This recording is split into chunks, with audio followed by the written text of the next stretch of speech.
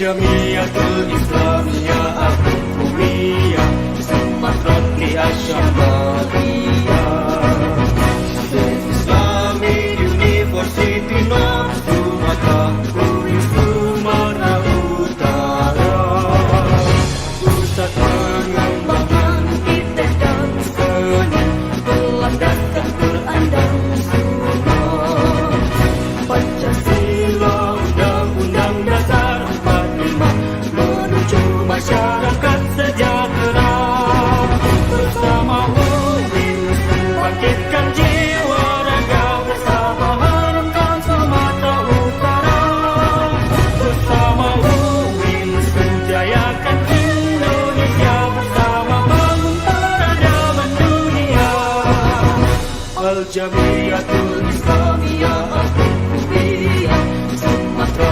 Asyambariyah State Islamic University of North Sumatra Provinsi Sumatera Utara Pusat pengembangan iptek dan seni berlandaskan Quran dan Sunnah Pancasila Undang-Undang Dasar 45 menuju masyarakat sejahtera bersama UIN bangkitkan jiwa raga bersama harumkan Sumatera Utara bersama UIN jayakan Indonesia bersama bangun peradaban dunia.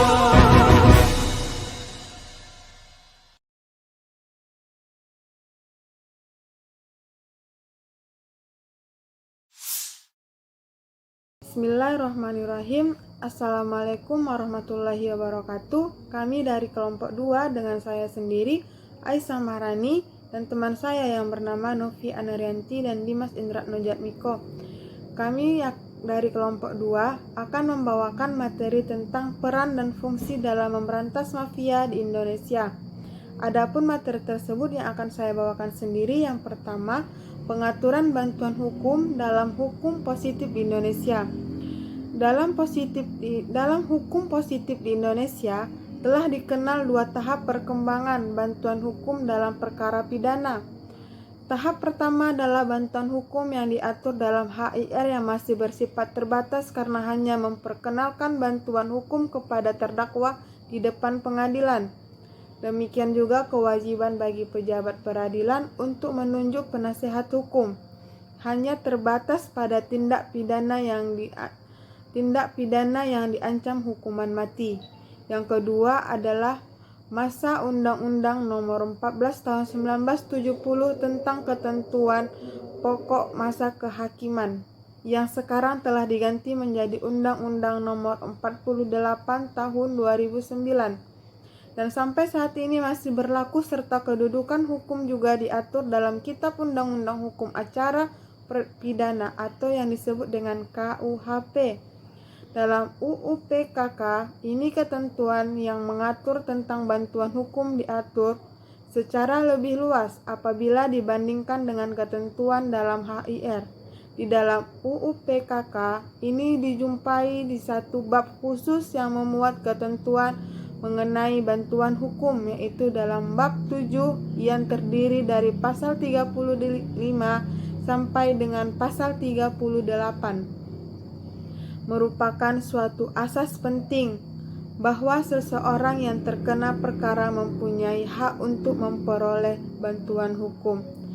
Hal ini dianggap perlu karena wajib diberikan perlindungan, di mana seorang yang disangka ditangkap, ditahan, dituntut, dan atau dihadapkan di depan pengadilan wajib dianggap tidak bersalah sebelum ada putusan pengadilan yang menyatakan kesalahannya dan telah memperoleh ketentuan hukum yang tepat. Karena kepentingannya, maka supaya diadakan undang-undang tersendiri tentang bantuan hukum. Sebagai catatan bahwa undang-undang tentang bantuan hukum yang dimaksud oleh pasal di atas sampai sekarang belum juga terwujud.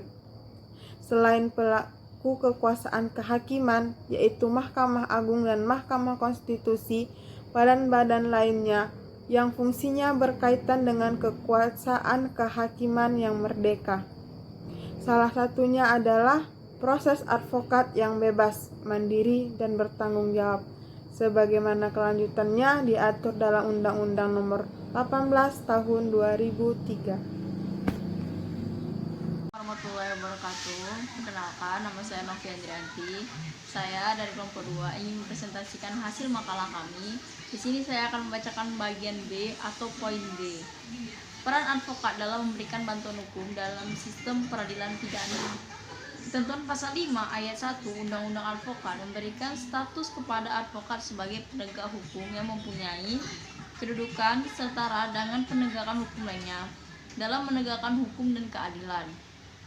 Kedudukan tersebut merupakan suatu organisasi yang merupakan satu-satunya wadah profesi advokat, sebagaimana yang dimaksud dalam pasal 28 ayat 1 Undang-Undang Advokat, yaitu organisasi advokat merupakan satu-satunya wadah profesi advokat yang bebas dan mandiri yang dibentuk sesuai dengan ketentuan undang-undang ini dengan maksud dan tujuan untuk meningkatkan kualitas profesi advokat. Dengan demikian, profesi advokat memberikan peran penting dalam upaya penegakan hukum. Setiap proses penegakan hukum, baik pidana, perdata.